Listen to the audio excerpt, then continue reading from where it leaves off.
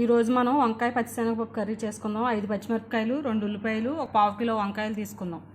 వంకాయలు ముక్కలుగా కట్ చేసుకునేటప్పుడు వాటర్లో కొంచెం ఉప్పు వేసుకుని వాటర్ పోసుకుని ముక్కలు కోసుకుని దీంట్లో వేసుకుందాం. 2 ఉల్లిపాయలు ముక్కలుగా కట్ చేసుకున్నాం మనం. 5 పచ్చిమిరపకాయలు. వంకాయ ముక్కలు ఉప్పు వాటర్లో వేసుకోవడం వల్ల వంకాయ ముక్కలు నల్లగా అవ్వకుండా ఉంటాయి. ఇప్పుడు ముక్కలు కోసుకుందాం, కర్రీ రెడీ చేసుకుందాం.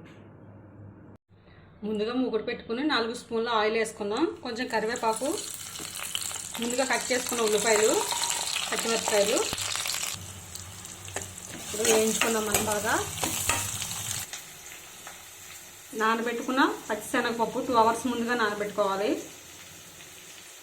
ఒక 5-6 స్పూన్లు పచ్చిశనగపప్పు,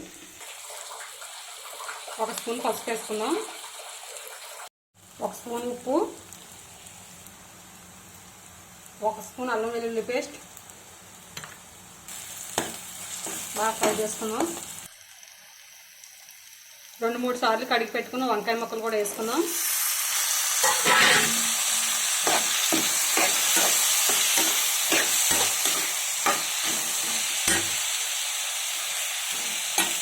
ఇప్పుడు పచ్చిశనగపప్పు కూడా వేసుకుందాం, నానబెట్టుకున్నది.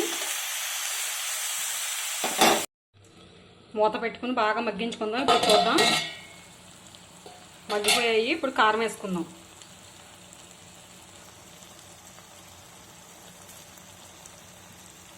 ఒక స్పూన్ వేసుకుని కొంచెం వేసుకుందాం.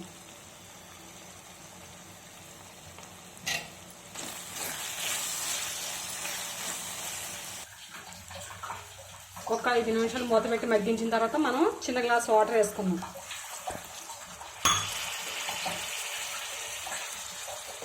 ఒక స్పూన్ గరం మసాలా వేసుకుందాం. 10 నిమిషాలు ఆగి స్టవ్ ఆఫ్ వేసుకుందాం, కర్రీ ఉడికిపోతుంది.